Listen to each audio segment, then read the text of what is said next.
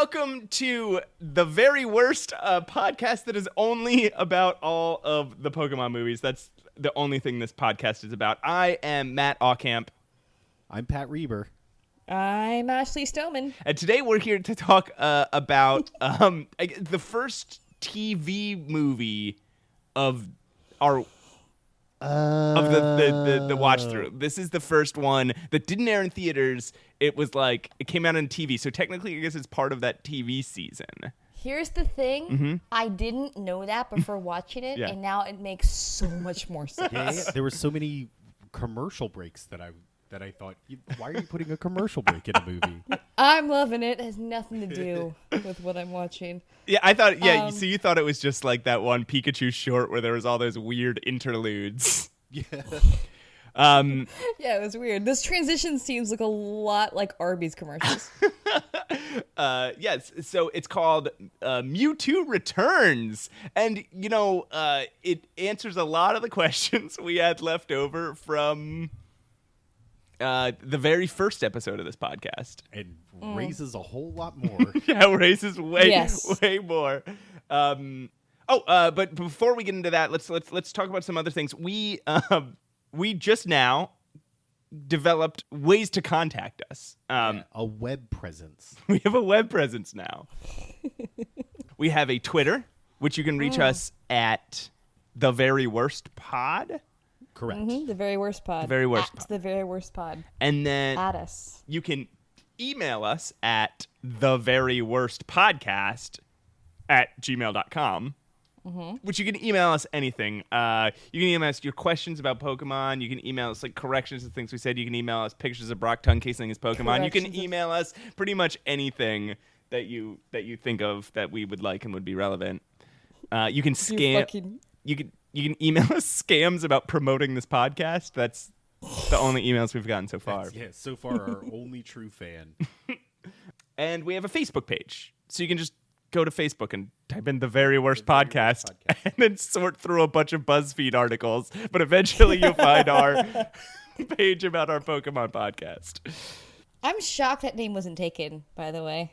I guess I'm not entirely sure it's not. I couldn't find The Very Worst Podcast. But the very worst pod, even on Twitter, I'm shocked that wasn't taken. Yeah.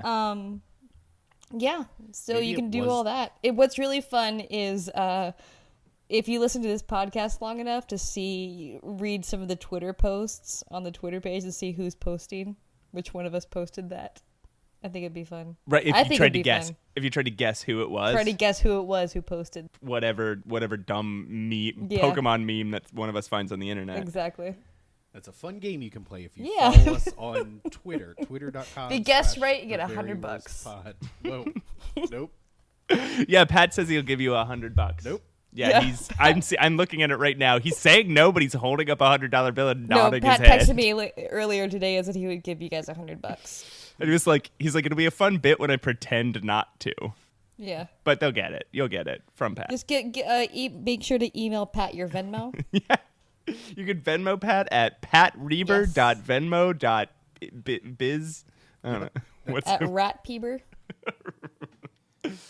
Are we ready to get into this movie? Oh, I'm sorry. I have something that I do want to bring up. Okay. What a surprise. A bit of an unplanned segment. I'm going. Yes, Pat. So Matt and I ran into a thing today. We asked Ashley for help, but she could not break the tie for us. We both had some scheduling issues today where we had things that we had to do that we scheduled recording a podcast about Pokemon movies around. Right. One was 2 different fantasy football drafts. Mm-hmm. Part of 2 fantasy football leagues. Right.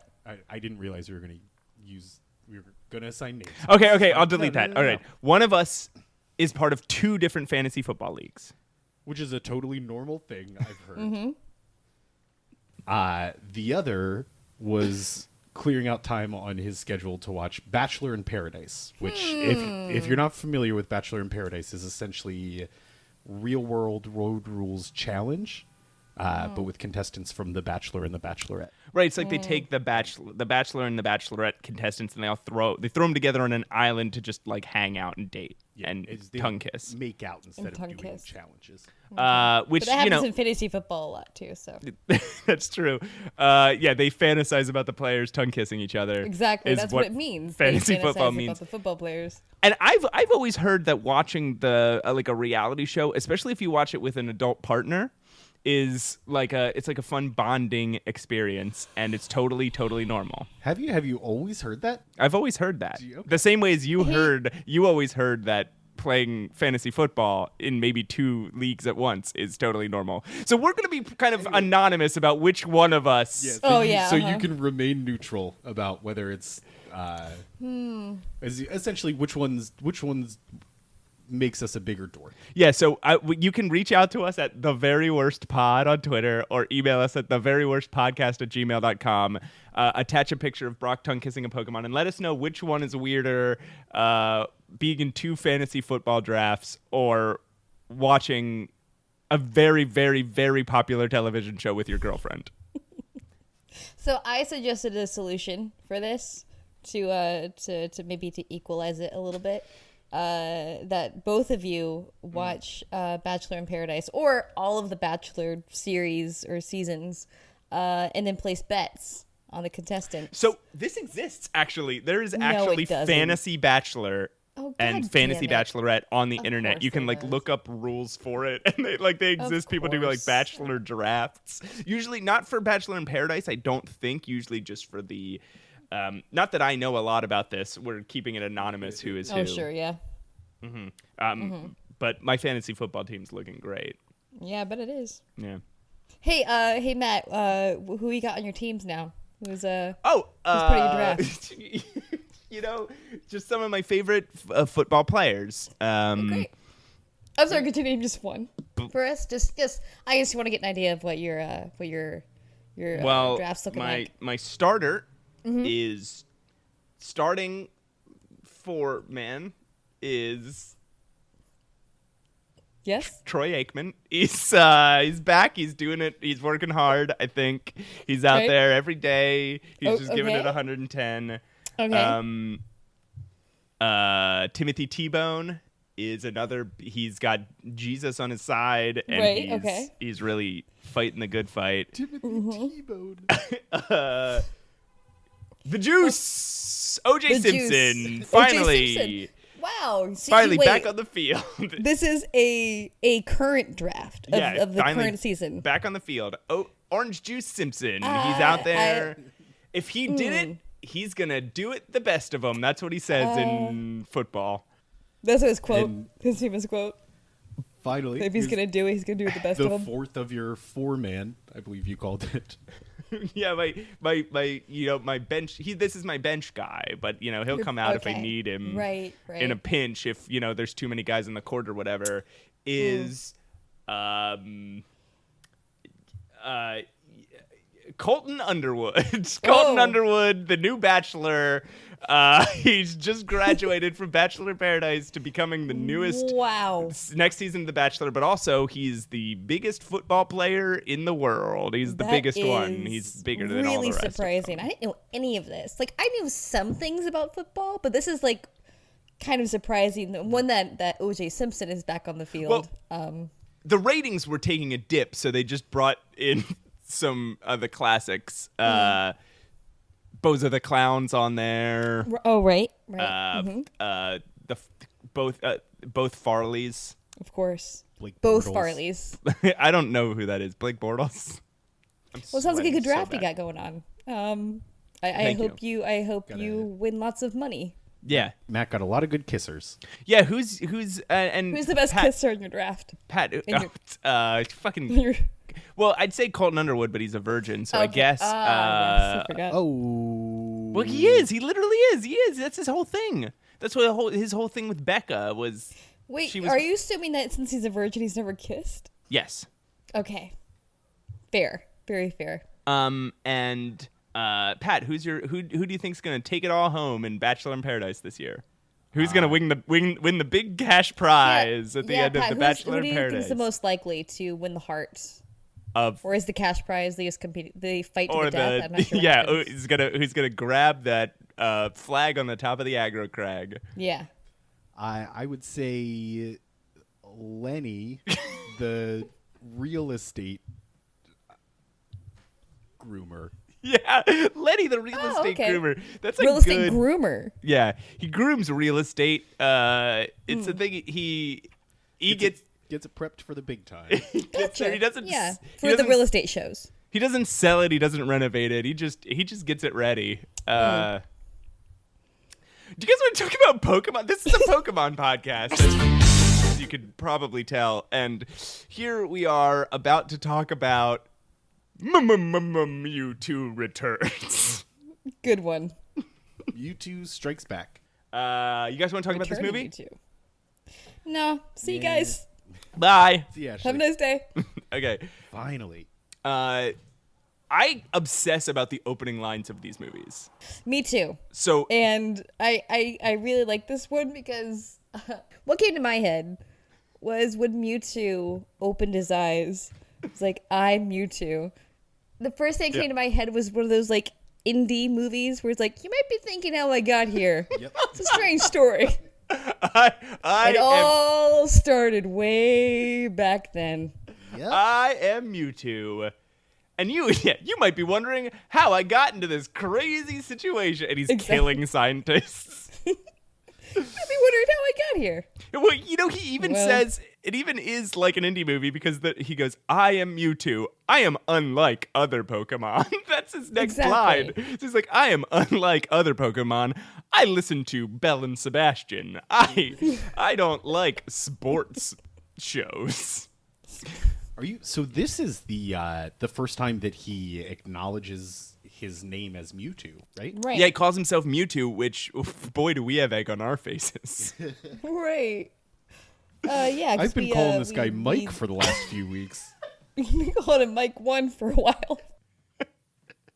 I might still stick with Mike 1 because it's just such a better name. And okay, this is the story actually about how Mewtwo becomes Mike 1, right? Because by the end of this movie, he's decided he is who he, like this is the story of him coming into his own and becoming self-actualized. So this is the story of how Mewtwo becomes Mike 1, I believe. Absolutely, but I'm still getting over the opening for all this stuff. Right. It starts with like a previously on, right? Like they just recap the first movie. And he says some things that like there's some things in it that like struck me that didn't strike me in the movie. Number one is he says he was made from a fossilized remnant of Mew. That's correct. Is that Mew poop?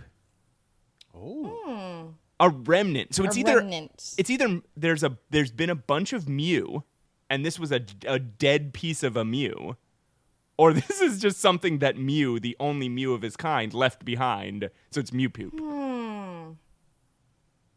I mean, that sounds the most likely. Yeah. Or like they cut off one of Mew's toes or something. Right. Yeah, which is equally as likely. What I like though is like that I met my nemesis, and Mew just like mews very adorably, like Mew. Yeah. Why is that your nemesis? I don't understand. He's so adorable. It was- He's your arch nemesis. He just like kind of flies by like. Mew. It was so confusing in the movie why that was his, like, why he considered Mew as, like, opponent, and this just underlined it, where it was like, yeah, there was no justification for that. That was your nemesis? You never met the dude. There's some other stuff from this preview, or this previously on, which I think is funny. They tease the armor again. They show Giovanni in the shadows. They show, and I didn't notice this before, when Mewtwo was training with Giovanni, he just throws a bunch of Tauros into the sky for no reason. Yeah. That was very funny to me. But then we find out where the clones and Mewtwo go. Like, we find that out in this movie. Right. One The thing secluded island. Oh, sorry. One thing he does omit from his story is the Thousand Arms security. When he's retelling the story of how he escaped from the scientists that created him, as we went over in the very first episode, the inaugural episode of this podcast, there is a security system that is just 1,000 arms that drops from the sky and grabs you, and he's able to destroy that. And I just feel like that was a disservice, not to mention that specific part of it. Yeah, well, maybe he's embarrassed because then he later tried to use the 1,000. He thought he was super impressive. Like, when he told that story before, like, when he told that story to his friends at the bar or whatever, he was like, oh, man, there was, like, 1,000 arms, and I fucking broke out of it. I am the most powerful And then, like, later that day, Ash, a 10-year-old boy, smashes out of the 1,000-arm security system, too, and he's like... Oh, fuck. I shouldn't have bragged about this so much. So now he's just embarrassed about it. By the way, Ash does not disappoint in this movie. No. Ash is hell. He is Ash is the most Ash could possibly be right. in this movie. Like, number 1, useless. Number 2, punching. Yes. Number 3, obnoxious. This is just Ash. Prime Ash. This is peak and Ash. He doesn't even have Pikachu with him to balance him out for most of this movie. Yeah. Right. It's like seeing a hero without their powers. It's like, why am I watching you at this point? I know, and he barely does anything in this movie. Like, we'll get to this later, but so yeah, we find out that I just get so mad. We find out that Giovanni is spying on Mewtwo. He never wiped Giovanni's memory, which seems like a mistake. If there's any of the people's memories you needed to wipe, you made one big mistake here. But yeah, Mewtwo and all the clones move to an island that supposedly make the extreme weather makes it uninhabitable for people. Right. And he's doing this like navel-gazy philosophy thing. We cut to Mewtwo standing on the island, staring out, and he goes, "Oh my it's God. so beautiful." But then he pauses and he says, "What right do I have to say things are beautiful?" Oh man, This whole moon bit was the stupidest thing. Am I getting too far ahead? That's Is the moon bit later? Is this now? I think it starts there. It's a real dumb It's metaphor the that dumbest, pops up. most reaching twice in the metaphor movie. about the moon I'd ever heard. It's like, the moon reflects the sun. It's like, Just like we the sun, we reflect other Pokemon. things, and the sun is bright, and sometimes, stuff. This will come up a lot in this episode, but Mewtwo is like a fucking freshman philosophy student. He is in this Holy movie. shit. He in the beginning of this movie, his opening like brooding Punisher style monologue is upsetting at some points because he's the essence of it is I'm a clone. Like I shouldn't exist. I wasn't created naturally. Do I even deserve anything in this world? Because I'm an abomination, and he's clearly just been on this deserted island with all these cloned Pokemon that just probably shouted him all day, and trying to figure out if he's a life that should be valued. And it's probably completely demoralizing since they're all like him, and he's walking around being like, I'm garbage because I'm like you, and you guys are all like me, and we're all garbage. So it's equal parts like 9 Inch Nails lyrics and your live journal from when you were 15. Absolutely. Mewtwo is the emo goth that you met in high school, right? Who took one philosophy 101, yeah, and now is just existential as fuck. Yeah. He read, and I can say this because I'm describing me, who read Zen and the Art of Motorcycle Maintenance and thought suddenly that they were the deepest person on the face of the earth. Okay, so Giovanni finds Mewtwo. Mewtwo's brooding. Let's get the fuck out of here and cut to Ashley, Misty, and Brock. Our heroes. Ooh. Getting ready to Good old eat. Brock. Yeah, they need to get across. They come across this huge plateau in Purity Canyon, which, coincidence, is the exact place that Mewtwo and all his friends are. But they're about to, but they're talking about like, how do we get across here? And Ash is like, well, there's a bus. And Brock's like, too bad we're gonna miss it because we need to cook. Fucking spicy pizza pancakes. Pancakes. Spicy pizza pancakes. First of all, Yeah. That sounds delicious. We're going to find this recipe and we're going to make it. We've said this about every movie so far. This no chew or milk chew stew, and then what was the other one? What was the one from the third movie? Party cake, some sort of party cake. Some sort of party cake, and then spicy pizza pancakes. What were you saying? Spicy pizza pancakes might be the easiest one out of those to make. Right? Not if you're trying to make it good. I can think of a lot of ways to make spicy pizza pancakes, but none of them sound tasty. I feel like if you had regular, if you had a Bisquick mix, you threw some mozzarella in there, some pepperoni, and then covered it, instead of syrup, covered it with pizza sauce, boom. Done. Done. And I'm making it tomorrow. Folks, I'm so excited. Bring your best spicy pizza pancakes to the very worst potluck. Oh, you can. And Yeah, you live can at taping. me if you guys want to at me what you think a spicy pizza pancake would be. The recipe for that, please. Guys, I will make the hell out of that. I honestly don't know how we would do this with our I don't know if we would do a live show or a meetup party or whatever, if we ever have listeners other than that one guy who emailed us about promoting our show. I don't know how we would do this, but somehow we need to create an event where we make all the food that Brock makes up. Yeah. That would be amazing. It's not milk chew stew, right? But we will make both milk chew stew and no chew stew. Yeah, we're gonna make No milk chew chew stew. You don't No, have what would to eat no it. chew stew consist of? Things that would just put in your mouth and just dissolve. Well, yeah, you boil and steam whatever's in it so much that you could just drink. It's like you're drinking broccoli. Just slow cook it Yeah. over 2 days. Yeah. Like a hot vegetable juice. Yeah, make a vegetable it. stew, but yeah, slow cook it for days. Got it. Which is, I guess, what they were gonna do. Listen, let's save this for when we do the first movie again in 20 weeks. So first of all, I want those spicy pizza pancakes. But second of all, Brock is insisting that they stop to make spicy pizza pancakes, despite the fact that they have arrived at the bus station at the exact time that the bus that only arrives once a month arrives. They say, "Oh my God, we can make it if we try," and Brock says, "Actually,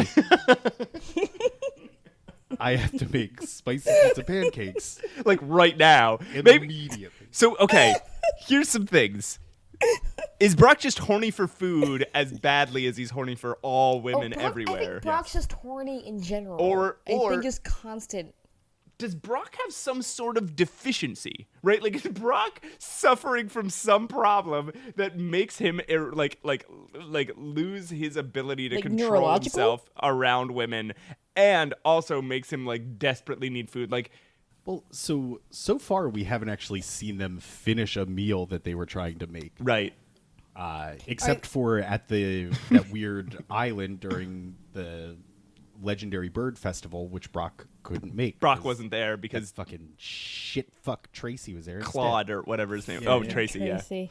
Yeah. So anyway, yeah, it starts raining, and then Brock makes a fucking hilarious joke where he says he's going to turn his frying pan into a drying pan, and he holds it over his head. Which was the best joke of the movie. Best joke of the movie. Right up top. And then our heroes tumble down a hill again. Oh, and we briefly see Team Rocket, who are blown away by a single gust of wind while they sing a Bob Dylan song. Yeah. That's actually a thing I have this written down. The answer, my friend, is blowing in the wind. Yeah. Very great reference that no kid would get, and I think is the only adult thing in this movie. Yeah. Literally. So they tumble down a hill, and they should have massive contusions and bone breakage and They stuff. land on their head.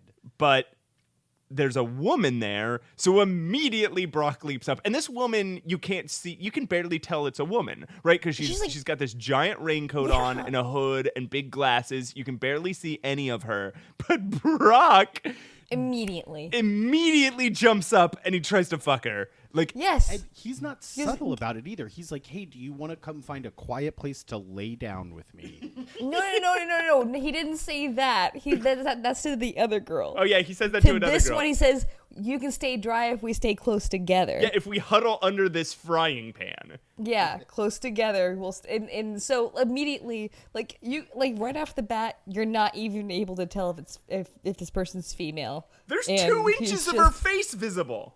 Just like he sees like slight female features and goes for it. Well, see, to be fair, sexuality is a spectrum. Brock True. is back, baby. Yeah, I mean, sure. No, I don't like. Brock could be bi. Brock could be whatever he wants. Brock can I think like anybody. He just It's doesn't care. He's been on the road with 2 12-year-olds This for is true. He hasn't years now. He hasn't eaten a single meal. By the way, I looked it up. Yeah, Misty's supposed to be 12 in this. Yeah, I just found out that Ash is 10. Ash is 10, Misty is Holy shit. 12. I considered Ash to be like 12, and I thought Misty was too. like 15. Same. And I thought So Brock how- was like 27. How old is Brock? I don't know. I have no idea. He's actually 35. He hits on child and adult women alike, so I have no This idea. is very true. The only woman he's not interested in is Misty. Because she's 12. That actually makes me feel a little better about Yeah. Brock. Yeah, I swear he has hit on 12-year-old women in this show before. he's on everybody Not in the the movies. show. Whoa, no, he wasn't there for Melody. That's right. Wait, no. Yeah, the little girl. The unknown Yeah. girl. He did hit The he- little girl. She was... You know what? I'm not going to make excuses for him, actually. Oh, please Okay, don't. all right. Please don't. You do not want to get this audio clipped out. right. They missed. Oh, so they missed their bus, which immediately gets picked up by a weird whirlwind. Oh, say that. Everybody say weird Weird whirlwind. whirlwind. Weird whirlwind. All right, everybody. This is our this episode's mimicking Pokemon. Weird. Yeah. Have you Ashley? Whirlwind. Have Yeah. you noticed we mimic a Pokemon in every episode? It seems I have noticed. it's awful. I 100% have noticed. Yeah, it's the why. Have you noticed that it's just me and Matt and not you? No, but have you noticed that they're not really imitations? That most of the time it's just you guys doing. No, Eh. hold on. Ashley definitely imitated Zapdos' scream. I did. We're the worst podcast that's Because ever. Zapdos was just like literally a person screaming. It was just.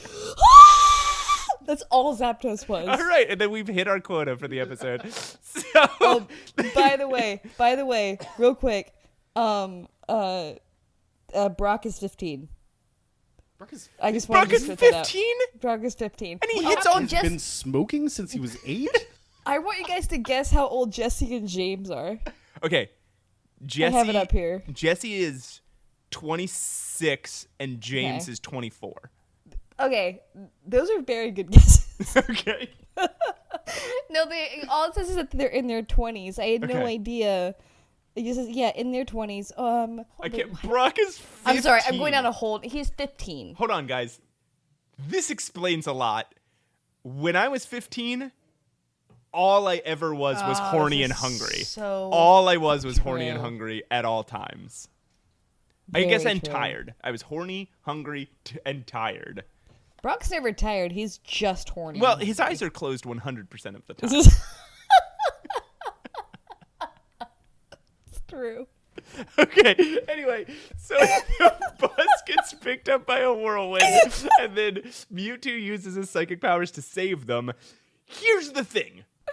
We've already been told that this weather is too extreme for the weather around this island is too extreme for humans to inhabit. But we've Right. also been told, so we can assume that this weather is not anomalous. This is the weather always. We've also been told that this bus does this every single month. So does this happen all the fucking what made this time All the special? time. Every time. Yeah, does it every time she get picked up by a massive whirlwind? One would assume. And why do tourists keep coming?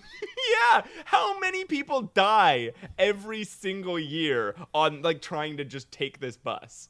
How did they get there? And also, this seems like an actual tourist company, like a I know. business It that's feels going like, on. It feels like if you panned down off that road, there would be 30 bus wreckages. Just Just piles of buses on yeah, buses. yeah. Do we ever find out what happens to these people? Oh no. That's a really good These point. people on the bus, they get saved. They get saved. We watch Mewtwo save them. He's controlling the weather again. No, he's not controlling the weather. He saved them. He's controlling the weather by like stopping it. Oh yeah. He pulls the bus back down with his psychic powers. Right.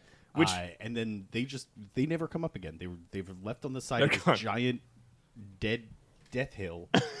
yeah. Well, so it cuts over to Mewtwo hanging out with PikaTwo. Pikachu.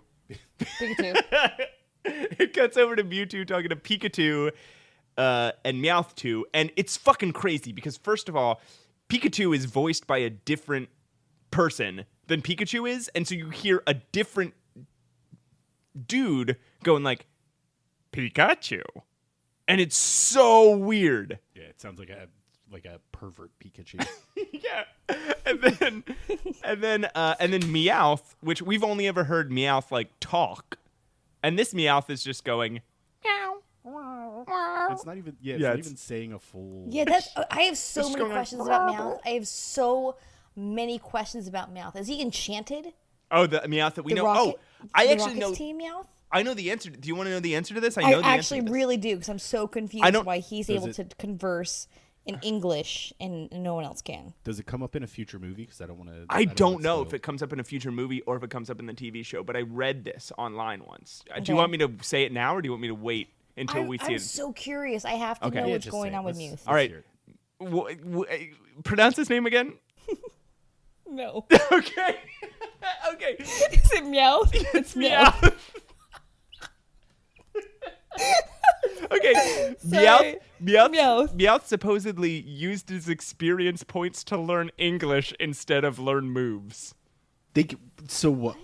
I know that they have levels in the Pokemon universe, like not just the video games, but the world that Pokemon live in. They have different levels. Okay. I did not know that they actually have XP. Like they have their own. Yeah, I didn't Yeah, it's like a either. spendable currency that they have Yeah, deep at their inside own them. disposal. Okay, so Meowth2 and Pikachu are talking to Mewtwo, and Mewtwo's like, I didn't save them because I cared about them. I hate humans. He's like trying to justify. He was like, I was just trying to be inconspicuous because if they died in that bus crash, Then people would come to help People them, come- and then we'd be discovered.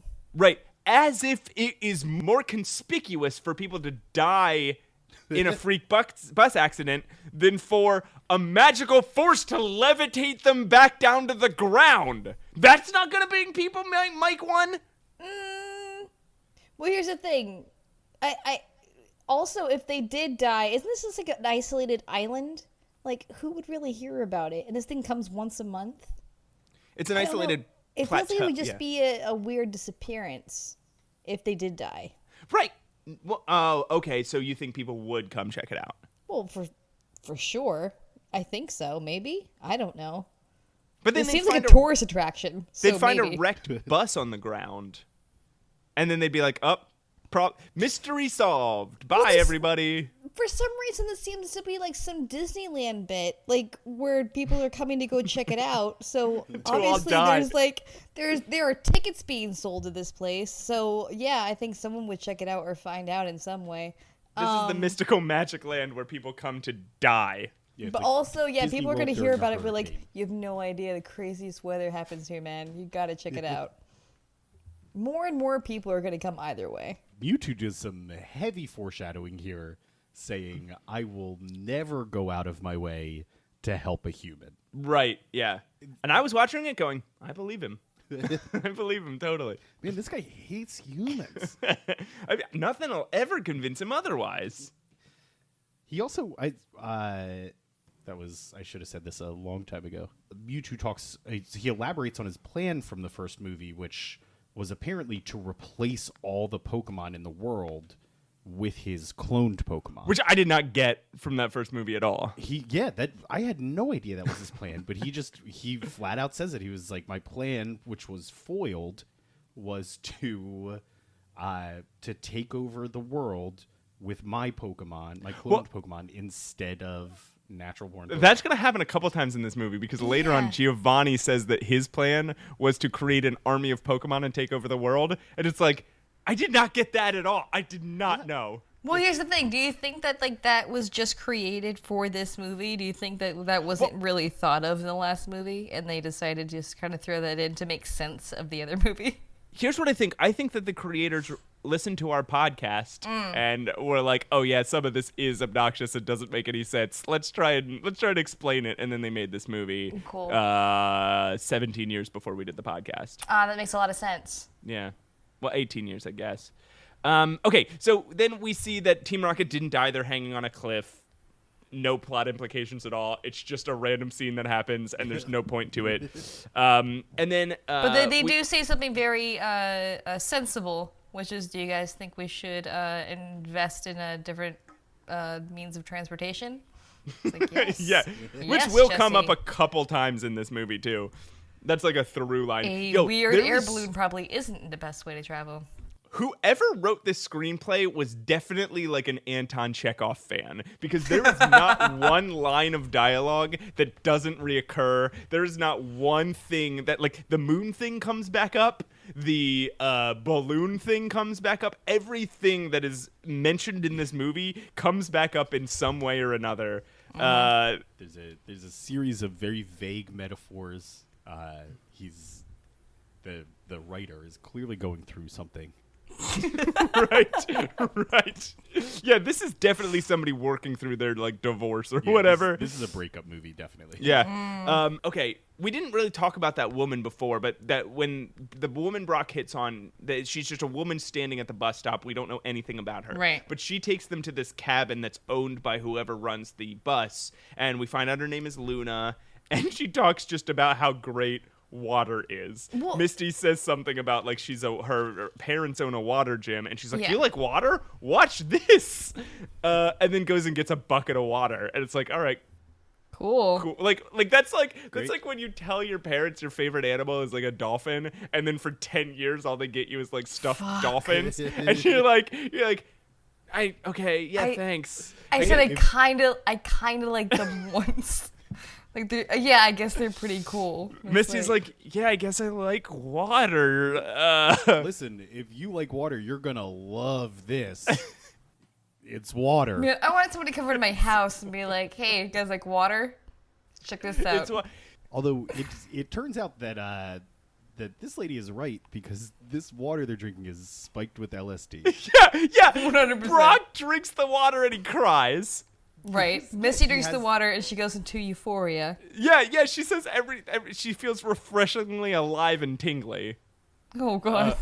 And Ash is just like, I don't get it. yeah. Oh, this never comes up again. As Never. everybody takes a sip of this dosed water. In the Brock starts crying. Brock breaks down. Misty is in love with absolutely everything. Even the Pokemon that drink it get with their pupils get dilated and they are just in love. But Ash, having done so much acid in his 10 years, He's immune. is just unaffected. Yeah, and no one. The only reason they give is that he has no taste, but doesn't explain why everybody else is going into this euphoric state, and he's the only one immune to it. Because later we'll find out that there are mystical properties to this water, but like Ash again is clearly immune. Why is he immune to mystical powers? I don't know. Maybe because he's died and come back to life. This makes sense. Sure. Yeah, that's true. So he's inhuman. He's immortal now. These things are beneath him. All right, so they decide, because the bus has left, that they're going to take a canoe down the river. And they start canoeing. Misty starts kvetching about how... Or wait, no, everyone starts making fun of Misty about how she doesn't like bugs. Brock says she likes how clear the water is, and Brock's like, well, with water this clear, it attracts a lot of bug Pokemon. You know, I know how much you hate bug Pokemon. And Misty's like, whatever, I'm this fine. This isn't going to bother me. It's fine. Which is another just dumb as fuck Chekhov's gun. This will come back later. Everything comes back later. Yes. So Misty does pretty well at first with these bugs. She gets through a few of them, but it gets extreme. Like I don't have any real problem with bugs. I would have a problem with the amount number of bugs they ran into on every physical level. Like there are bugs hanging from the trees directly above their head. There are bugs flying right next to them. There are bugs hanging out in the water below them. When you say there are bugs in the tree, Ash has a great moment here where there's a bunch of lady in a tree, like, blinking, and Ash yells, "It's a Christmas tree!" Ash, you fucking idiot! You're in the middle of the woods! Talking about? What are you talking daytime about? and it's like June, and you're in the middle of the woods. Ash, you're a fucking idiot. What the fuck? It's almost like, no, it's not. You're Like, a Pokemon clearly. collector. How do you not immediately identify what this is? He's the worst Pokemon he's the worst Pokemon trainer of all time. He's the worst person, like, of all time in this world, not just as a trainer, but what is going in your head, Ash? Like, obviously the LSD has gotten to him, but it's just, it's really... Anyway. He's awful, and we love him so much. I hate him. So they decide they can't keep canoeing because Misty hates bugs. Right. She starts paddling the opposite direction. And so Brock is like, well, let's just climb it. And we find out it's an unclimbable mountain. Also, this is the first time we hear that its name is Mount Kana. Kana? Kana. Mount Kana. Mount No, Kana. isn't that... Never mind. No, tell me. No. You have to now. I wonder if I have the name right. Isn't that biblical? Oh, I have no idea. Yeah. Think of Canaan? Canaan? Canaan. I'm thinking of Canaan. Never mind. Canaan. I have a degree in theology. Here we go. That is not a joke. So we cut back to Mewtwo, who's again Still just brooding. just standing on a cliff, staring off and brooding. giving existential speeches to the moon. It's like this is all he does. He just stands around and thinks about philosophy. Mewtwo is the most moody teenager. He's great. I love it. He's getting dark. He is 2 steps away from being, I think, Batman on the top of a church talking about the scum of the earth. Perfect. And then that's all we get. We just get Mewtwo musing about philosophy for a minute, and then it cuts right back to our heroes, and they're hanging out in that cabin from earlier, like the glorified bus stop. when who shows up but our favorite guy, Cullen Calyx. Oh, yeah. Cullen? Cullen Calyx. He's actually okay. So Calyx? Cohen is his name. Cullen. Cullen? Like Yeah, think of another famous Cullen to compare him to. Please. Cullen Bunn. Wait, Comic what? book writer Who? Cullen Bunn. Okay. Like Colin, only Okay. with a Here's the thing. instead of an ah. I Colin? fully understand how to pronounce Cullen, but what I'm saying is that his name or is it Cohen in this movie? That's a ridiculous name, Ashley. Cohen. Okay. Who would ever be named Cohen? Anyway, so Cullen walks in. First thought, hot. Oh my god. Oh, yeah? This is a yes. Do you guys not see this person? He's got a fun. No. This is the hottest character out of all the tall, dark. Pokemon movies. Well, that explains something that happens later, but yeah. I know, and that's the thing. I was like, oh, okay. I guess I'm not the first person who thought this.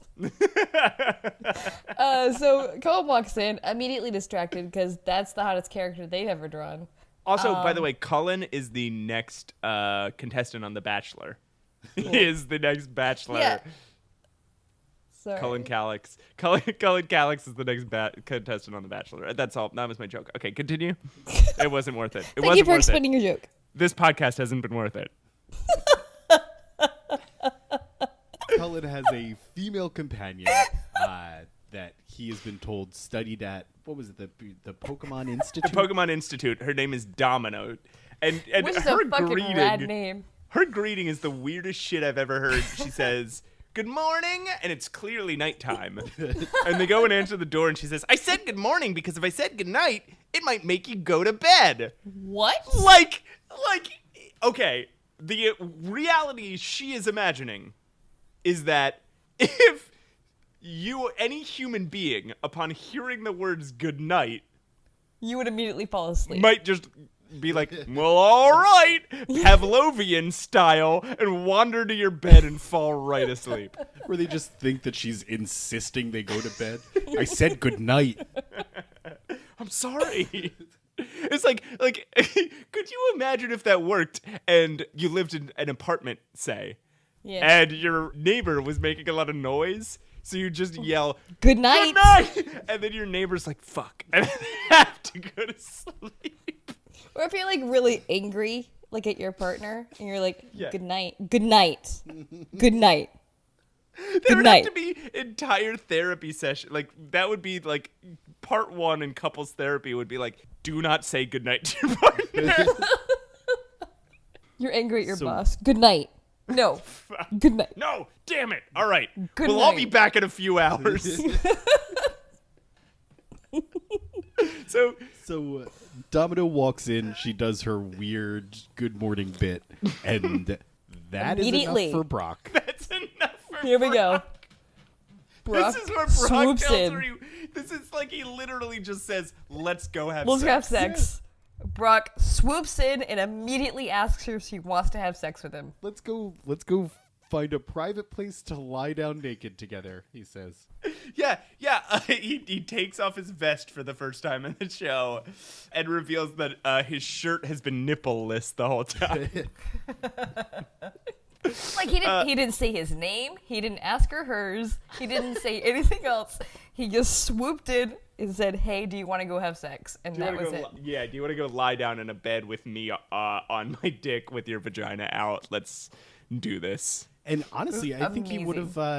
he would have been successful if it were not for the sudden appearance of Team Rocket. Team Rocket. Who appear Oh, you in think they were cockblockers? Suddenly there's a second room in this cabin that Right. Team Rocket is hiding in. Well, hold on. But Team Rocket set this up. So while they were talking, that- because what makes them turn around is a string of firecrackers goes off, and Team Rocket is already standing in a spotlight in a pose. So they were clearly like, all right, okay, we put down the fireworks, we light them, and then we quickly run, we get in a tableau, and when they turn around...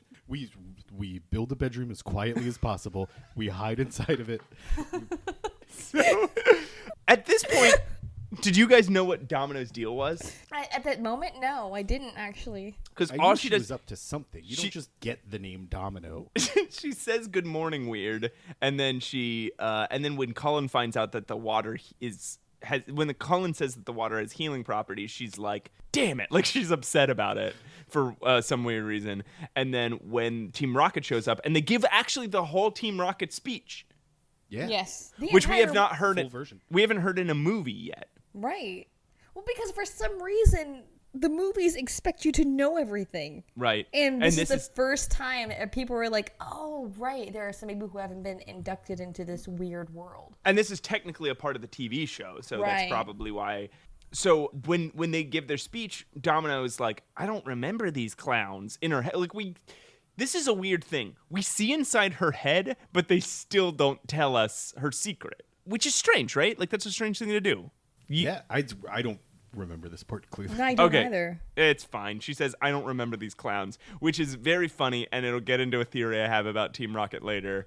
But they wrap in electricity-absorbing wire around Pikachu. Team Yes. Rocket does.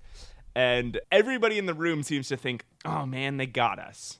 Because they slowly pull Pikachu to them. They make a long speech, and they slowly get in a hot air balloon, which slowly drifts out of sight, and nobody does anything. Where are their Pokemon? Where are their other Pokemon? Is in any situation in any other movie, Brock would have busted out his Onyx and it would have snapped a human being in half to protect them. Right. But in this case, they just stand there and they go, "No, wait, hey, Guys, oh man.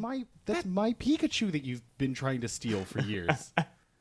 As they're Again, why do they want that Pikachu? That one singular Pikachu? I know. I know. And not literally any other Pikachu? Yeah, again, just walk around Viridian Forest for like a Yeah. half hour. Just I grab know there's a any of low them. encounter rate, but you will find one. There's a more powerful Pikachu clone at the top of the mountain that you're climbing. Well, that's the thing. So they say that they're going to fly away, and Cullen is like, no, it's dangerous here. You might die. And Jesse fucking and that splooshes all over the place. Yeah, Jesse creams her jeans over Cohen. Yeah, And she's really I into was it. like, oh, okay, cool. Thanks, Jesse. Validating this thought. Validating my... And James doesn't mind, which is weird because the two of them are fucking. They have an understanding. Well, I yeah, can't but he's figure out if I they're mean, brother or sister or not. They're not. They're not not. related. They are definitely. So This they're is like the fucking- third episode that we've told you that they're not related. Ashley. All of I our... just want to make it very clear that they're not related. They are fucking. I don't... They're not related. They might be fucking. They're 100% fucking if they're not They're related. definitely fucking. I'm pretty sure they're not related. So the Team Rocket slowly gets away while a bunch of people are like, no. They do have a spruced up getaway vehicle at this point. It is the same hot air balloon in the shape of a Meowth's head, but with two rockets attached to the side. It took them a while to save up in the Acme catalog that they got off Wile E. Coyote. Our heroes start climbing the mountain as fast as they can to chase Team Rocket. And, like, Domino does a crazy thing where she leaps like 100 feet into the air. Right. And somehow, like, a gust of wind blows and the Meowth balloon picks up the rope that all of our heroes are hanging on. So they're all flying in midair. And then Domino is like, hey, guess what? I'm a Team Rocket operative, and I don't know who the fuck you people are. She just reveals everything right there. She's. Yeah, it's like all at once. I It's, tricked every one of you. Here's the real secret. And then we see Giovanni not in Shadow. Right? I guess because he can't find shadows outside. But we finally see Giovanni not in Shadow, which we predicted in the first episode would eventually happen. Yep. Yeah, I asked this question if he ever gets revealed. And now we know he is. He Nice. did. We're only on the fourth movie too. Yeah. Who knows what else he's going to reveal later on? Like 3 movies out, he has his shirt off. Just slowly stripping throughout each movie. So Domino in this moment reveals her real name, which is 009, a.k.a. Domino, a.k.a. the Black Tulip. the Black The Tulip, Black Tulip. which is like, well, Domino was so much cooler. Domino's I know. cooler than the Domino's Black Tulip. a Plus, badass name. for the rest of the movie, she's carrying around a Black Tulip just to, like, Which brand. Hang on, that is Yeah, a it's that- crazy weapon. She has a series of weapons that are designed to look like black tulips, but they are cool as hell. Yeah, which we will get to, I guess, as they come up. But yeah, Sure. it's nuts. So Mewtwo is watching all of this on a TV screen. He sees he's like He's got a humans. television. He's like, what's that? He's got. Where did he get He's a like, television? yeah, he's like on a lazy boy just Well, watching television TV. with speakers attached to the sides. I think there was a deleted scene where a Firo was flying around above with a GoPro. with a GoPro on its neck. And Mewtwo sees Ash, and he's got to be at this point like, are you fucking kidding me? Yes, he almost says it. Yeah. These children again? Yeah, and he says just like a goddamn, like, the brooding philosophy weirdo he is, he goes, is it an accident or is it something more? Also, like, a voice actor on his first day. Like, who is this Yes. actor? But okay, so I have this theory because the Black Tulip 009 Domino, she doesn't seem to know who Team Rocket is. She doesn't seem to remember them. Giovanni has no idea that they're Yeah. there when he's doing his thing. I have this theory that Team Rocket was sent out on a mission and then completely forgotten about. So You know what? I have a different theory, but go ahead. Yeah, okay. Finish that theory. They do touch on this a little later, and I think this supports your theory, Matt. I'm not sure what your theory is yet, Ashley, but I hope it supports yours too. Thank you. Where she refers to them as agents. So I guess she is, I don't know, assistant to Giovanni, and most of the people that we see are their foot soldiers or whatever they call them. But they apparently have these factions that they call agents, which must just be like freelancers. The bottom designation for being on Team Rocket. Right. I think it's like, okay, well, you can't even be a foot soldier and just look like everybody else and kill stuff. So, why don't we put you on a special assignment? Why don't you chase this one specific Pikachu? Which is just a Pikachu. Like, they were just... That is a good theory. At that point in time, Ash had just been walking past the Team Rocket building, and they just looked out the window and were like, chase that one. Yes. Just go get it. Go get it. Just bring it. Yeah, that one. And then Giovanni forgot. Like, they haven't gotten a paycheck in 5 years. I like that. Like, Giovanni forgot about them. Well, so Pikachu's just this carrot on a rope for them. I like it. Okay, Right. so my theory was way off, I think, but okay. I had a theory that they're actually just kind of nuts, and they're not actually part of Team Rocket. Part of Team Rocket. And because everyone else is dressed in black, or like they're dressed in yes. different kind of uniforms. They're the only ones in those kind of uniforms. Right. And so I feel like they went out and they bought their own things and made their own uniform, and have this delusion that if they were to get Pikachu, show it to Giovanni, they would be accepted into the Team Rocket team, like the actual like legitimate team. The Rocket League. Thank you. They want to be inducted into the Rocket League, and they think that this is going to prove their worth. And I think they're not actually part of any of this. They made their own clothes, and they came up with their own weird poem that they say every time.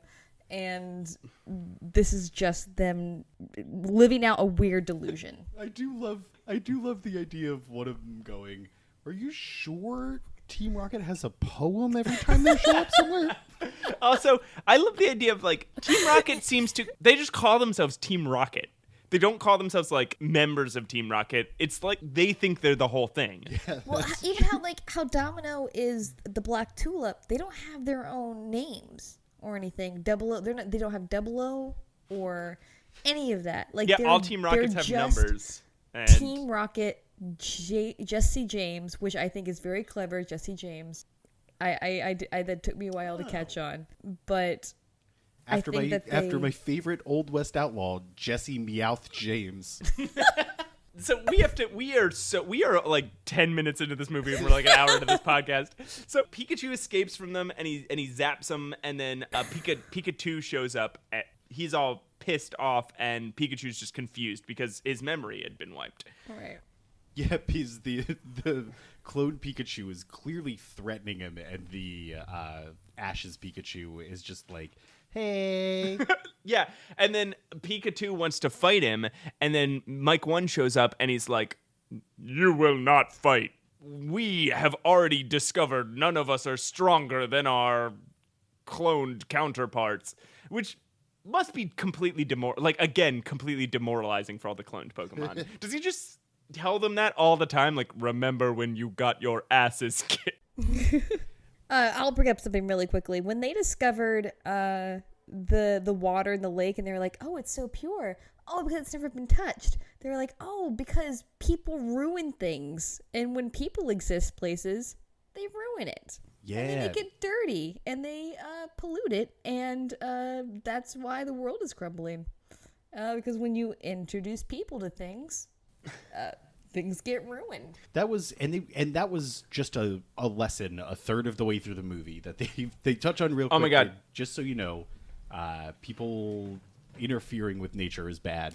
And the amount of lessons in this movie is unbelievable, and we will get to it at the end. Some sort of record.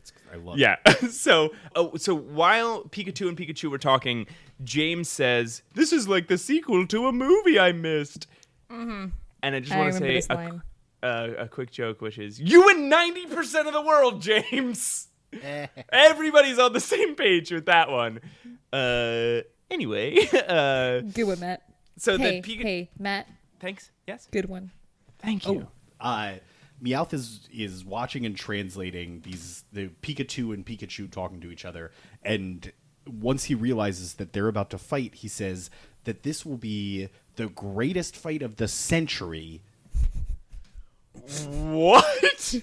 Meowth explains to Jesse and James. I did not hear that. This will be the fight of I believe he says the century. Just two Pikachu fighting each other? Two Pikachu. He says, two Pikachu fighting each other?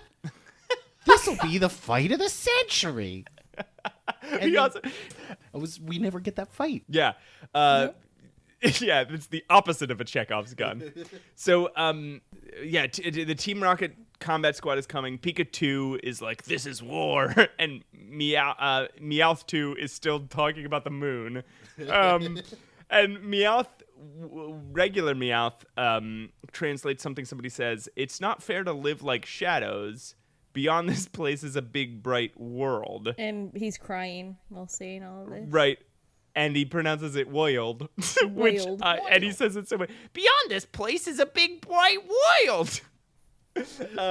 And then, in case you're confused what he means by that, it just shows a bunch of pictures of things in the world. Like, it's just like a blade of grass and like a sunset and like a mountain and then like a aerial, like a NASA shot of the world. It's like, okay, listen, we don't need context. We know what the world is. We get it. There's other things out there in other places. It transitions from like a waterfall to the surface of the Earth to the entire Earth to the Earth's position in space, and then brings it right back. It takes about 30 seconds to get through all of this. But there was somebody watching like, oh, that. Oh, okay. Oh, okay. Bright world. Oh, all right. I was okay. Thanks. So Pikachu then starts lecturing Pikachu on privilege and is like, you get to live in the world while we have to live on this island because everybody hates us and nobody. You've never tried. You're making all of this up. Where is this argument coming from? None of you have ever, there's no bias against clones. That has never happened. Yeah, but they've been listening to Mewtwo brood about it on a cliff for the last 2 years. Who's just been making it up? But they don't know that he's supreme leader. Yeah, he's their creator. Yeah. Anyway, our heroes stumble onto the shore of this island, I guess. They use their wait, no, not the island. They stumble onto the shore of that big lake that later they'll tell us has never been touched by anybody. And they touch it. And touch then the hell out of it. They have their Pokemon build a canoe, which takes the Pokemon like 10 seconds, which I fucking, all right. If there's any canoe makers out there, let us know how disrespectful I that was so annoyed by this scene. For some reason, it really annoyed me. It's like, okay, they're woodcrafters now. I don't understand. Yeah, and they're doing it with leaves. They're just throwing leaves. They're throwing leaves at a tree. And it turns into a canoe. And I'm so annoyed that they don't explain that amount of woods craftsmanship. I don't know. It's artisanal. Right. Go make a canoe and go. So it cuts back to the argument between Pikachu and Mewtwo is saying we should live here and hide ourselves from the world that hates and fears us, and Pikachu is like, no, we should go out into the world and force our presence upon them, and so it's like this Magneto Professor X argument. Yeah, and he starts giving a speech to the rest of the Pokemon, join me in fighting these pieces of shit. And Meowth gets radicalized here. He does. This is a crazy turning point for Meowth. So what happens here? Team Rocket gets thrown into a jail cell. Right. And Meowth says they're mad because they think that he's betraying them and turning his back on Team Rocket. And then he reveals that he wants to do this in order to capture Pikachu himself and bring him to them. Oh yeah, like this crazy fucking complicated plan. Convoluted, complex plan that I don't know. So then of the Pokemon, half of the Pokemon follow Pikachu. Yes. And Pikachu and Meowth go with them. And they're like, we're going to fight off these Team Rocket bozos. And half of the Pokemon stay back with Mewtwo while he stands on a cliff and philosophizes. And he's like, damn it, Mewtwo. And this is like a serious, he says, he starts pondering, which is more important. What is more important if you have followers? Maintaining their safety against their will, or allowing them freedom even though you know it puts them in danger. That is a fucking heavy topic. It really is. He really goes right into That it. is that's one of like the biggest sociology, political, philosophical topics of all time. And I bet it'll just be solved by the end of the movie, right? I bet the writer of Pokemon, the TV movie Mewtwo Returns, is gonna get to the bottom of which is better, autonomy or protection.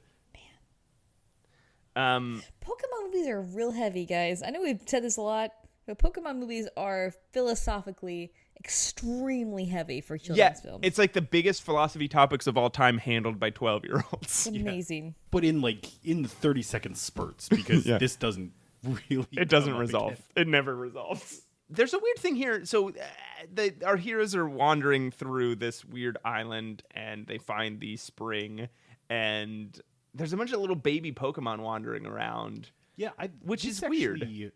Raised some questions with me. There's not only is there baby Pokemon lying around, but earlier in the movie they talked about all the Butterfrees flocking to this island to lay their eggs. So these Pokemon are reproducing, which I guess we knew happened, but have never had to confront before. Right. Well, we know Pokemon reproduce, but here's the crazy thing: is all right.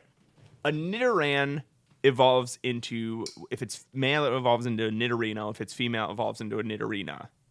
A Nidorino evolves into a Nidoking when exposed to a Moonstone. A Nidorina evolves into a Nidoqueen when exposed to a Moonstone. Right. Of course, everyone knows this, Matt. What's your point?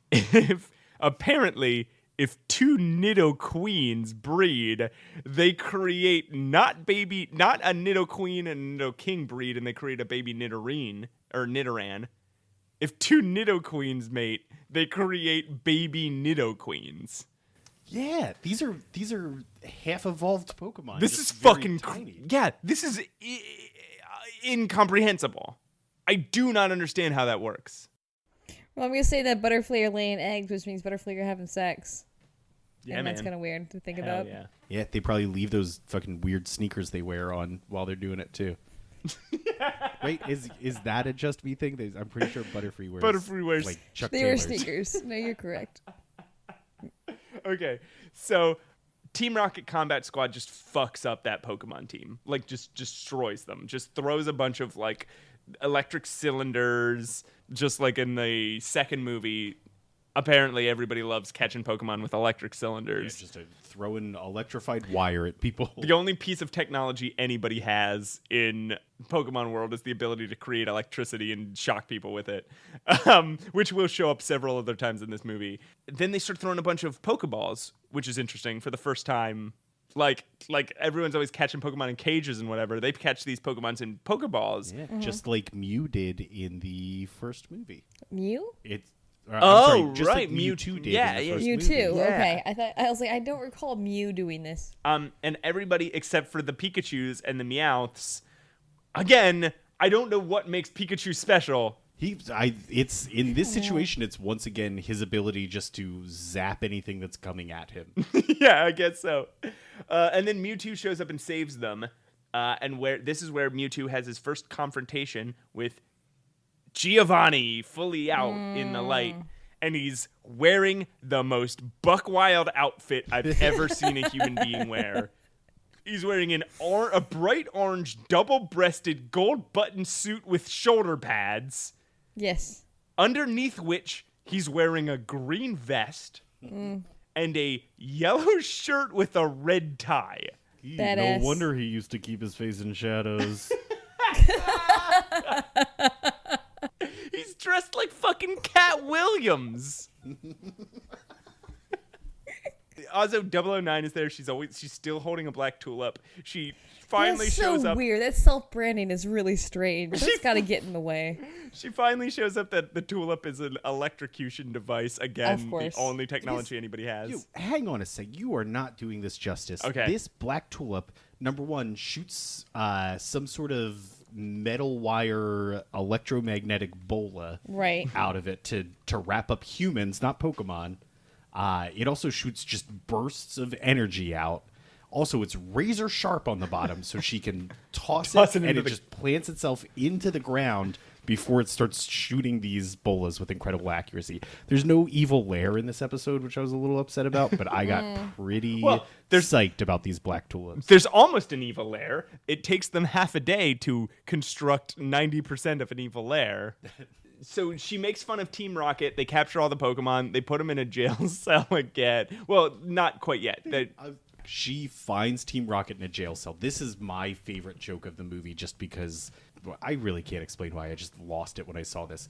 She goes into the jail cell. She calls them a couple of like rascally Pokemon that she has to deal with. Yeah. And Jessie says, "You know darn well we are not Pokemon." It's that in that moment they've been locked up for hours. They're rescued by the person that's been condescending to them this whole movie, and her number one concern is that she may have actually thought that we're Pokemon.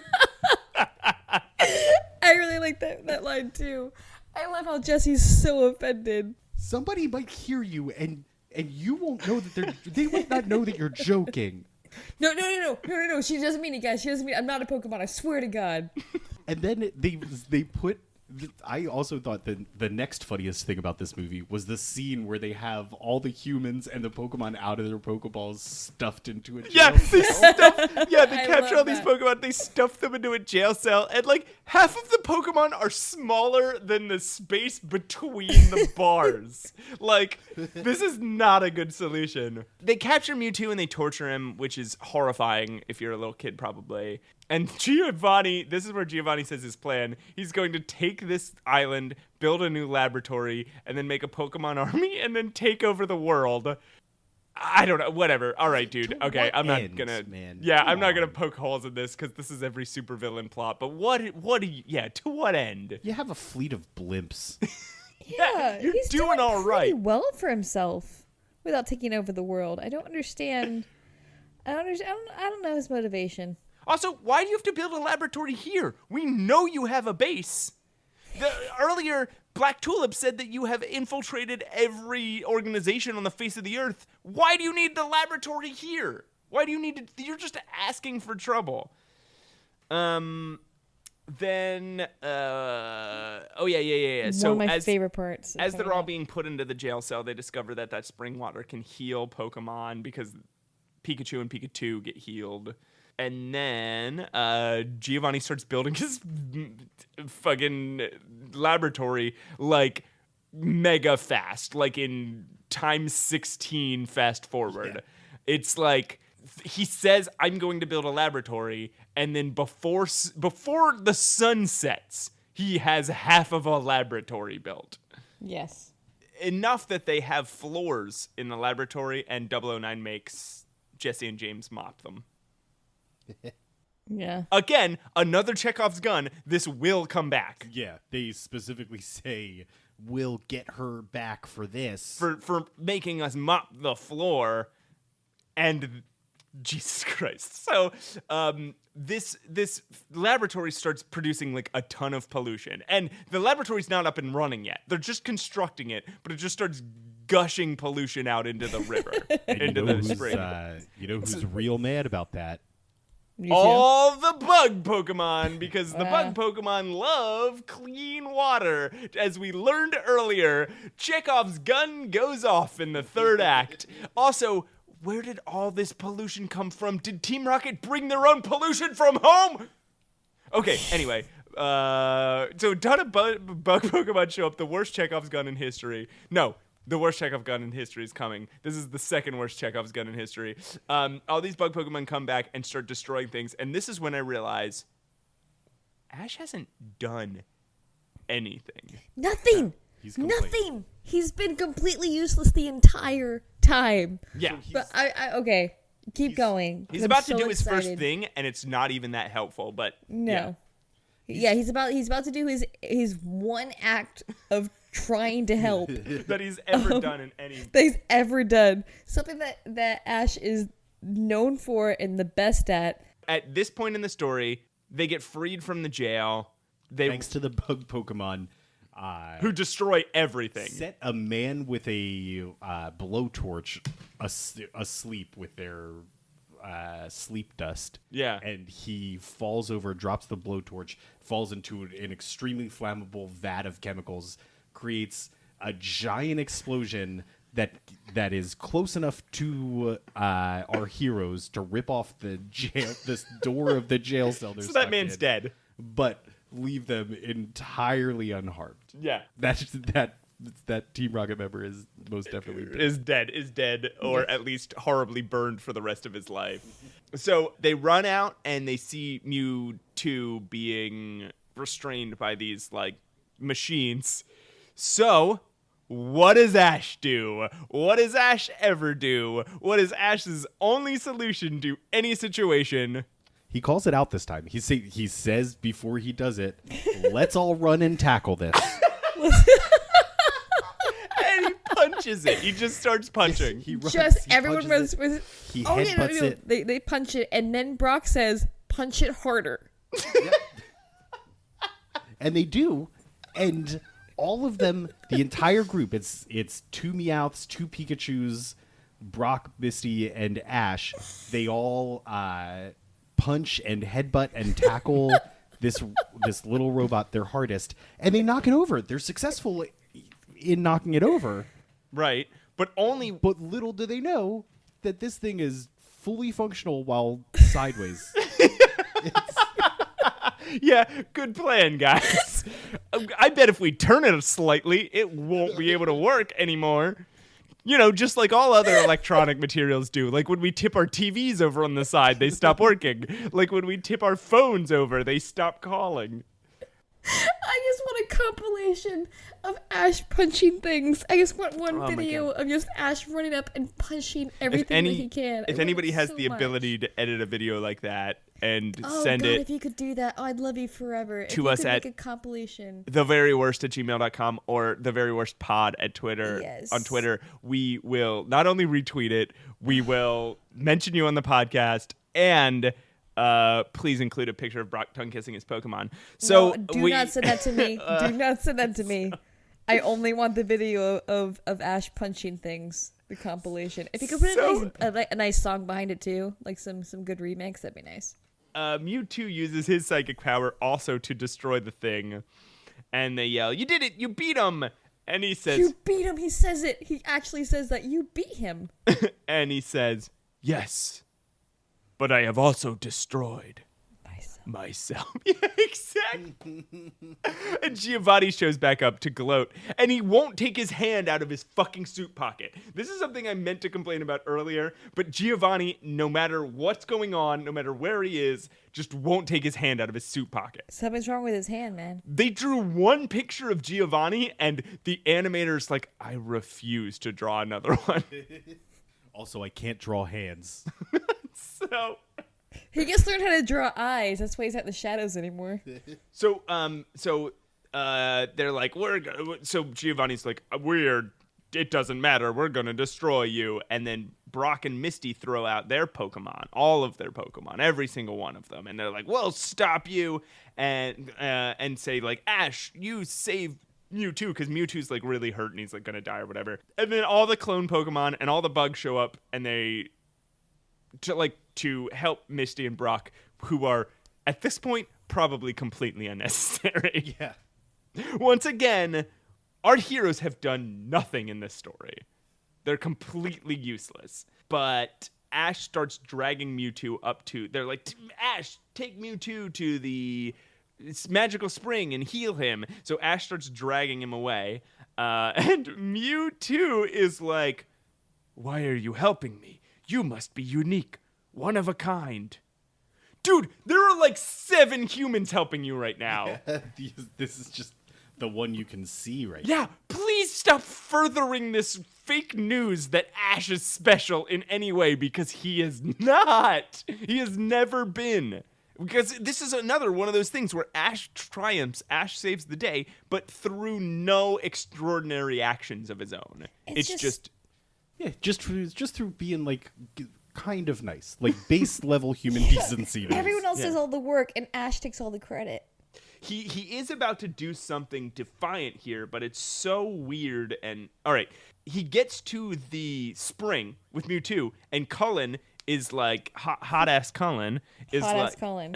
is- Hot, He's apparently hot ass Cullen. Cullen, who everybody loves so fucking much, has just been hanging out, checking out the spring this whole time. right, and hanging out with Luna, and we saw nothing of this. We haven't seen Cullen or Luna since before they built the canoe. Something happened. This will come up in a I minute. were but something fucking. happened. Yeah, something definitely happened. So he gets there, and Cullen is like, "You can't throw this Pokemon into the spring. It'll contaminate all the water." He says this water is for people. Right. Dude, where did that come from? What And fucking We the were just talking about how people ruin everything. The It's been Mewtwo is gonna untouched. the Mewtwo is gonna contaminate the water. Didn't you swim in it early? Don't Butterfree lay their eggs in it? Didn't we earlier see some babies just waddling in it? Like, there's no way nothing has touched this damn water before. So Ash shows up at the spring with Mewtwo in tow, and he fucking judo throws Mewtwo into the water. He does. He says so. Cullen is saying you can't do that, and Ash just goes, Eat my shit. Remember when he said eat my shit in the movie? He's just Yeah, the quote- he's biggest quoted it. brat about it. He's like, "Well, Mewtwo's the one that needs to get saved now." Yeah. And he What I would have loved if he And threw then he Mewtwo says, in. eat my shit, Colin. And then he judo throws Mewtwo into the water. What happens? I would have loved if he throws Mewtwo in and Mewtwo just drowns. And they're like, Ash, we told you not to do that. You're a 12-year-old boy. Listen to the adults in the room. Ooh, might be, guys. Might be. Eat my shit? No, not this time. And Ash tries to punch Cullen in the stomach, and Cullen's like, no, you sit in timeout. Also, he's 10. I said he was 12. He's 10.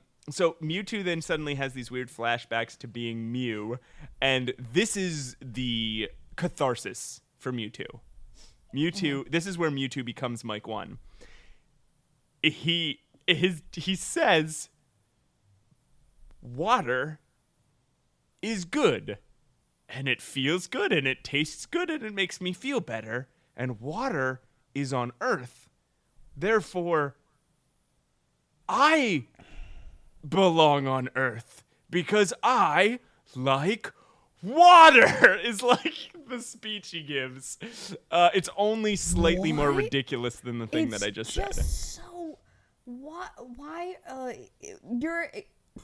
Your description before of being like the freshman philosophy student is just so dead on.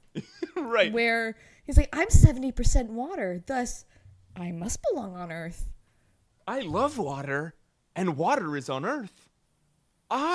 Earth now be Mike 1. And then he glows blue, and everything glows blue, and suddenly it's nighttime, and everything is gone.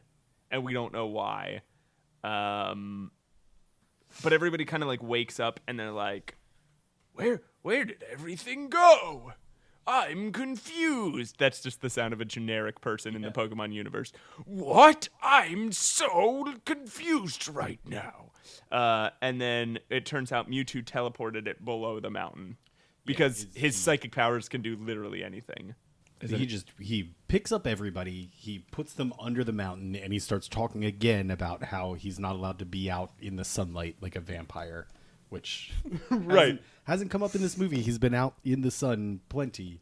He starts talking about the moon for a minute again, because again the moon comes back, and he's like, I'm gonna wipe all your memories again, and all the other Pokemon. And this is again another incomprehensible thing. All the Pokemon are like, no, you can't. And this is translated by Meowth, and they're like, no, you can't wipe all their memories. Okay, here's the justification. You can't wipe their memories because we have a right to always remember where we came from. So you can't make them forget. Objection? Relevance? So this is another weird, I don't know if you can call it a lesson, but a theme that they kind of try to squeeze in here where the Pokemon, essentially, the clone Pokemon have unionized against Mewtwo, and are challenging his authority on this. They are like, hey, you don't wipe their memories. We kind of like these guys. But that's not what they say. They say, but yeah, they don't. They make this crazy argument for it, and we're supposed to, I guess, gather that we like them and they helped us and they should be able to remember us. But that's not what they say. They say we want to remember our childhoods, so please don't wipe these other people's memories. Exactly. They make it very personal. Like, everyone wants to know where they came from. I feel like I don't know if that's a really sensitive subject matter. That they may want to like trace back their family or something if their memories get wiped. It made me very sad. Yeah, it's definitely depressing, but also confusing. So Mewtwo resolves, all right, I'll only make the bad guys forget. And so it like cuts to Giovanni and Domino and whatever, and they're like, why are we here? What are we doing here? Which again is just another example of people waking up in a place, not knowing why they're there or how they got there, but then being like, oh, well. Although they are much more concerned about it and have a better idea of what's going on around them. In Pokemon, the first movie, they wipe the memories of Ash and Brock and Misty. And they kind of think it's cool. And yeah, they're just like, oh, that's weird. We're in a seaport. Not sure how we got here, but this seems like a good time. Yeah. Whereas Giovanni and 009 are like, oh man, if we don't have our memory right now, that means that something's gone wrong. Let's just chalk this up to a secret mission that we weren't even able to be privileged to. Yeah. So that we don't look like idiots. But like they're aware that something's gone wrong here. Team Rocket is definitively smarter, at least more street smart than our heroes, that's maybe a concerning turn. Let's see if that comes up in a future movie. Right. So then it closes up on Persian licking its fur for no reason whatsoever. It's just a random shot. And then it cuts away to Mewtwo flying off into space again with all the clone Pokemon. And once again, it's like, where the fuck are you guys going? There's nothing more than I love seeing a big, clumsy hippopotamus-looking Venusaur flying through the sky with his little arms and legs out. And then, it cuts back to the bus, and Cullen and Luna are like, hey, we found out we have way more in common than just loving this water so much. And they fuck. Yeah, and they were like, we're together now. Yeah, we're boyfriends. Like, oh, by the way, we're boyfriends. The way they phrase it is like, hey, we are going to stick around, and you might think it's because we want to study more about Pokemon in this crazy water, but I assure you it is much more than that.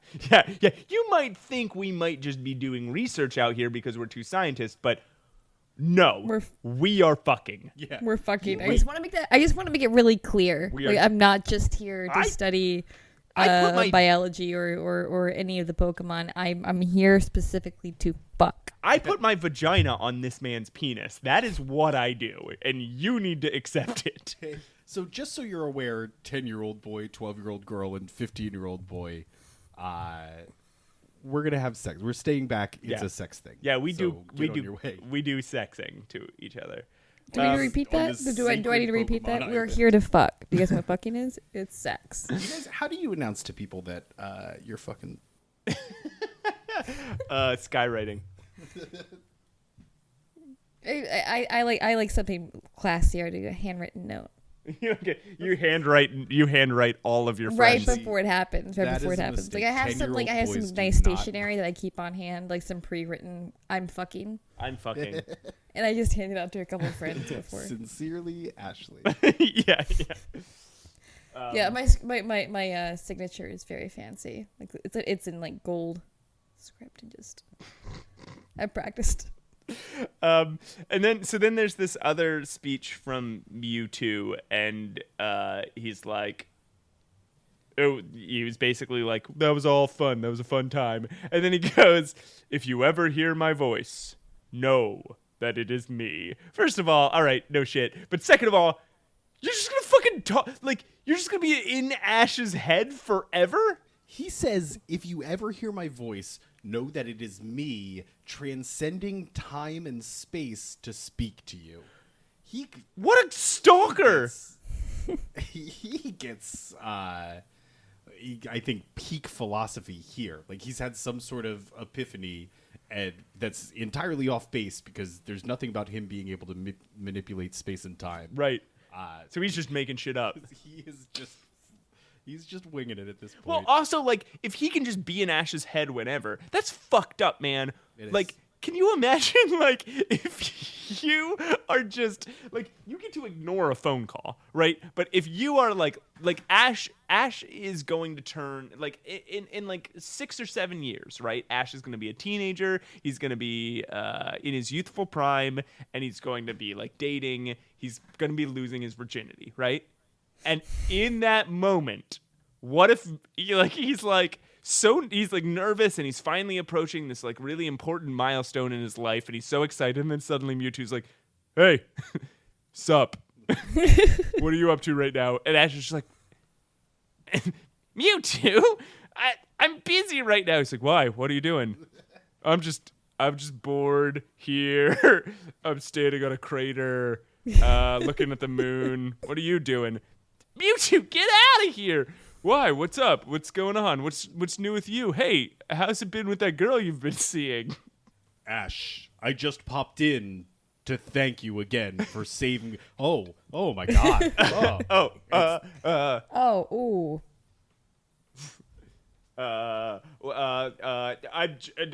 This is a dream. You're asleep. So Luna, yeah. So wait, that's the end of the movie. So Mewtwo gives him that little speech, and then not 5 minutes later, like actual movie time passing, Mewtwo is like, "Hey, Ash, just saying hi. You remember me?" Yeah. Which makes me also think, like, not only might he show up at inopportune times, there just might be this series of like, "Hey, Ash, it's me again." It's like, Mewtwo, I just spoke to you 10 minutes ago. Jesus Christ, I'm just trying to sleep, man. He just keeps telepathically messaging, "Hey, You up? hey, Hey. What you doing this weekend?" I saw this meme. You want to see this? Check it out. It's a picture of a dog, and he's upside down. And so that's it, right? That's the movie. That's the whole movie. The end of the movie. Ash makes a pun so shitty I don't even remember. I don't remember it. So, all right, that's the movie. Here, the amount of one of the things we've complained about before is the points being muddled or non-existent, right? Right. This movie made up for it by having like 7 very clear, very defined points.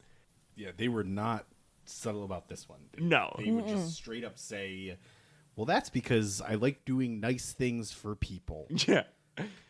So I wrote down a list of points of the movie, and you guys can chime in after I say each one. Okay. All right.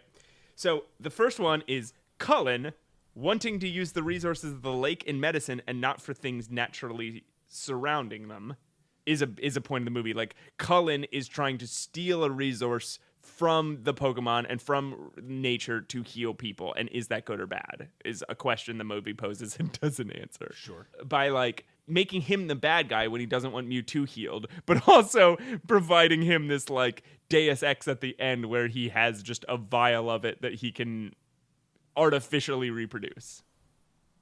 Mewtwo learns that not all humans are bad. It's a good moral.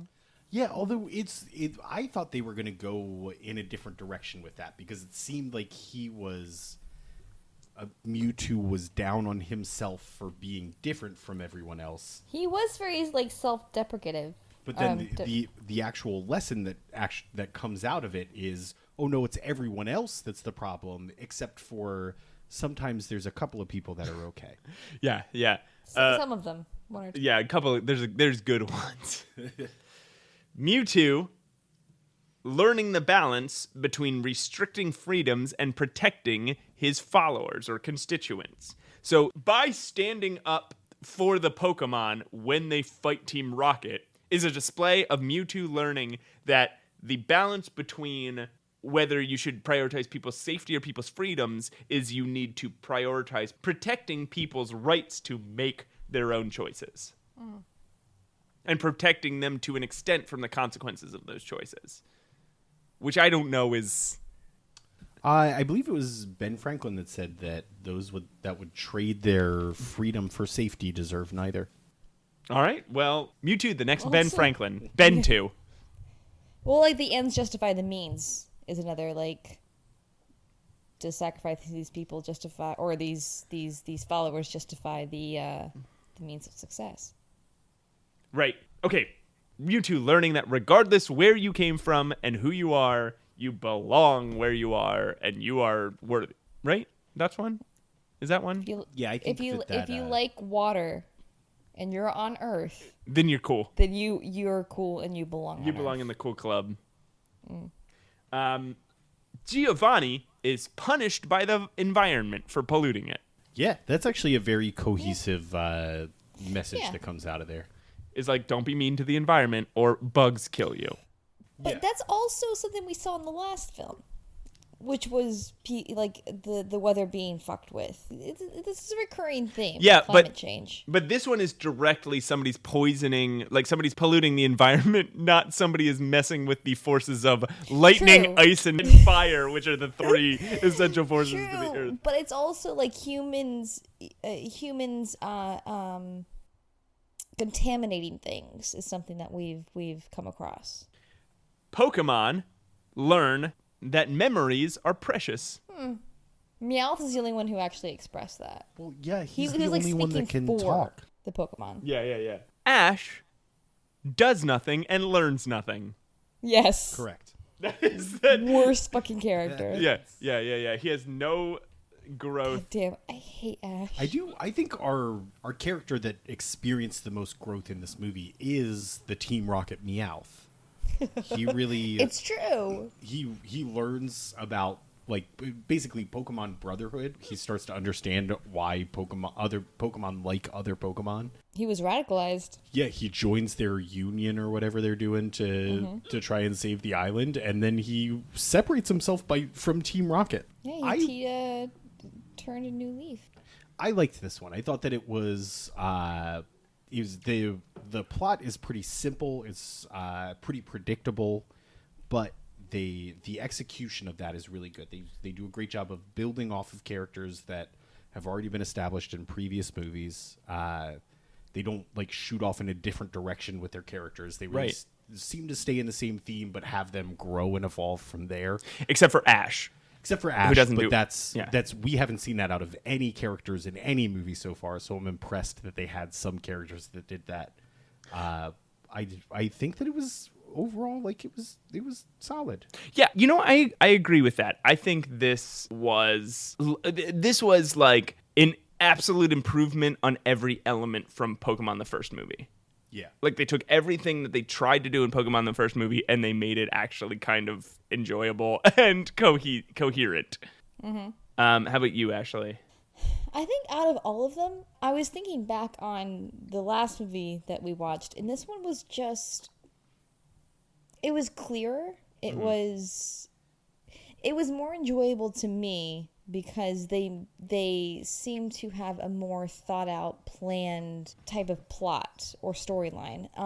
Okay, so I'm sorry, was more enjoyable than Pokemon 3, Ashley? Yes. All right. Okay, we'll get to rankings in a moment. Yeah. Well, do you want to start off rankings then, Ashley? Sure, I can start. Are you ready, or did you have more thoughts to wrap up? No, it was just even with all the bullshit like philosophical analogies, I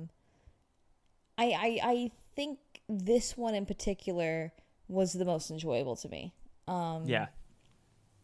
I don't know. It seemed simpler, but it also had I don't know. It had a deeper thought, but even though it did get bullshitty every once in a while. Yeah. Anyway, rankings. Yes. I'm gonna put this one number 1. Okay. All right. Straight to the top. And where do all the rest go? So this is number 1. This is gonna get insane when we get to movie like 23. Yeah, I'd say number 3 is number 2. 2 is 3 and 1 is 4. Which, can you explain which number in those sequences is which? Like can you say third movie or? Okay, this Return of Mewtwo Is number 1. is number 1. The Revenge of Mewtwo is number 1. Mewtwo Strikes Back. Mewtwo Strikes Back is number 1. The third one cannot remember the name of it. Pokemon 3. Something about That's the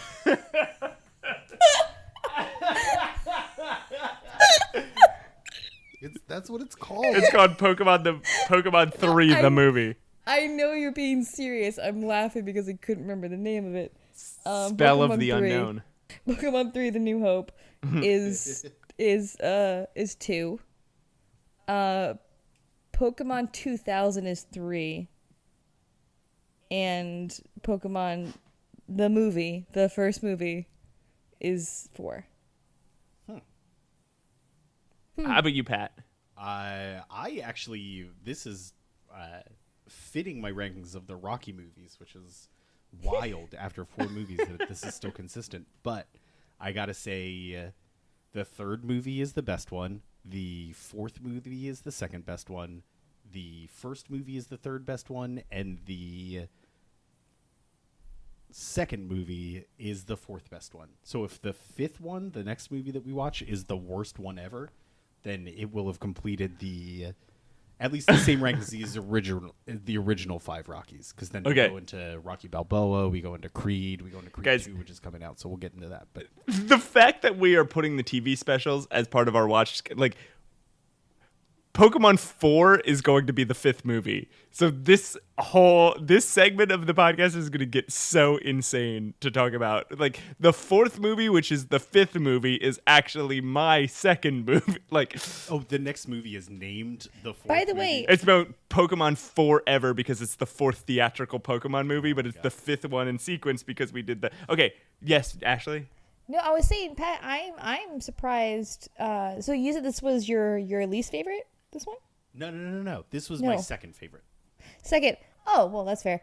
I'm shocked it made it to number 2 since I did not see one Psyduck. You know what? There was actually, you raise an interesting point. There was no Psyduck in this movie, and I was pretty upset about that. Which is weird because Mewtwo cloned everybody's Pokemon, and yet he didn't have a Psyduck. I'm sorry. That's actually not true. There is one scene we didn't mention, but it is very shoddily animated. It is not even animated. It's like they drew a still picture of Pokemon being captured by Team Rocket when Team Rocket is at like their climax. That is voiced over by 009 just saying, now we're capturing all the Pokemon. So it's clearly like an afterthought. They were like, oh my god, we forgot to show Team Rocket capturing all these Pokemon. But they, for literally 3 seconds of the film, have an entirely different animation style because they clearly just sketched out a picture and moved a camera across it to show. But anyway, there's a Psyduck in there. The animated scene has a Psyduck in it. Man, so that's the noise. I'm pretty pissed about it. That's like the latest Psyduck appears in any movie, right? That's like 45 minutes in. It's the shortest of his appearances as well. Yeah. I know. I'm upset. I'm just shocked this made it to number 2 on your list. These movies, it was a pretty low bar, honestly. So my rankings. So my rankings are, I would say Pokemon 3 is number 1. Okay. This Mewtwo Returns is number 2. Okay.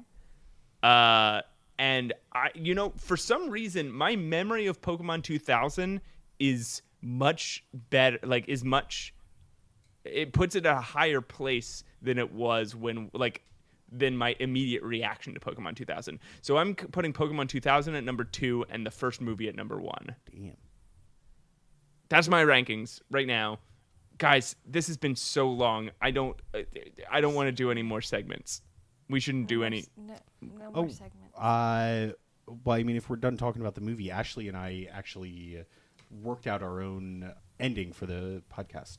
Okay, yeah, because we haven't come up with an ending yet. That's the thing that we keep coming across every time. Is like, I'm like, oh, we should figure out an ending. First, let's talk about, make sure you rate and review the show on iTunes.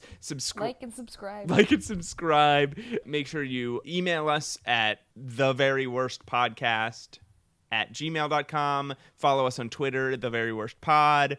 Like us on Facebook. Just do all that stuff. It'll help us know that anybody is listening at all. But yeah, so Yeah.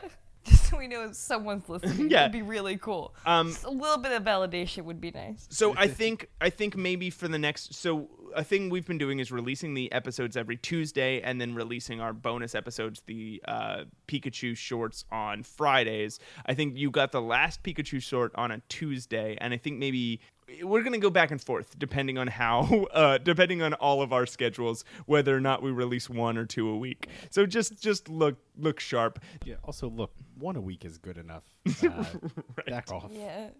What do you want from us? The next episode that we have coming out is going to be next Tuesday, and we're going to be talking about Pokemon Forever, the 4th Pokemon movie. The one that I accidentally watched the first 10 minutes of, thinking it was the one for this. Oh my God, is it good? Oh, don't tell me. Don't spoil it. Is it good? It's the best one they've ever made. Okay. It's the best movie I've ever seen. Okay, so I'm really excited that you guys have worked out an outro because, we've been really looking for an ending tagline, and I'm really excited and hopeful that you guys have come up with something like relevant and something like Pokemon related and funny and like fitting the style of our show. Yeah, honestly, I was pretty tired, so I'm only half paying attention, but I'm pretty sure it meets every criteria. Ashley, Okay, cool. Are you ready for this sick outro? Sure. 1, yes, 2, absolutely. 3. Bye. No!